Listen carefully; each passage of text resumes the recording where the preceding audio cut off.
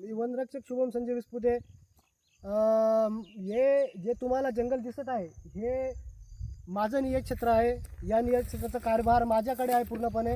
आणि आपण पाहू शकतात इथे सागाचं प्लांटेशन करण्यात आलेलं आहे आणि ते रोपं किती म्हणजे निरोगी स्थितीमध्ये व सुदृढ स्थितीमध्ये आपल्याला इथे दिसत आहेत। हे आपल्याला व्हिज्युअल्सने व्हिडिओच्या माध्यमातून कळतच असेल।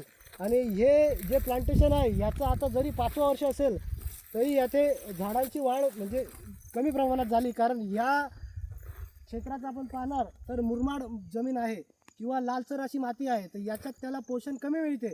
पण तरीही आपण येथे प्लांटेशन जगेल याकरिता आपण मातीची पहिले पूर्वचाचणी केली होती आणि इथे प्लांटेशन जगण्याचे चान्सेस होते म्हणून आपण जगवले। आणि ते आपण पाहू शकतात 5वं वर्ष असून सुद्धा इथे एकही असं रांग दिसणार नाही आपल्याला की ती त्याच्यामध्ये झाडं मेलेले आहेत।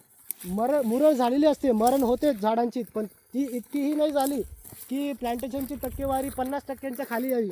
आजही या प्लांटेशनची टक्केवारी 75% प्लांटेशन इथं जिवंत आहे। 20 हेक्टरमधून 75% प्लांटेशन इथं आजही जिवंत आहे। जंगला हे जे दिसत आहेत झाडं हे भविष्यात आपल्याला एक मोठं जंगल असं झालेलं दिसेल। आणि आपण आता इथं रँडमली थांबलो तरी आपण इथं पाहू शकतो याला कसा आळा केला गेलेला आहे।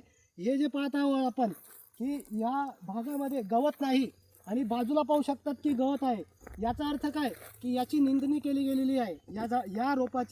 या रोपाला आळा केला गेलेला आहे। तो केव्हा तर तो उन्हाळ्यात केला गेलेला आहे। आधीच उन्हाळ्यातच याची आजूबाजूची माती साफ करून बाजूला टाकली जाते आणि त्याच्यामुळे आपल्याला पावसाळ्यात इथं एकही गवताचा आपल्याला अंश दिसत नाही। गवताचं अंश न दिसण्याचं कारण, निंदणी करण्याचं कारण हे आहे की या झाडाला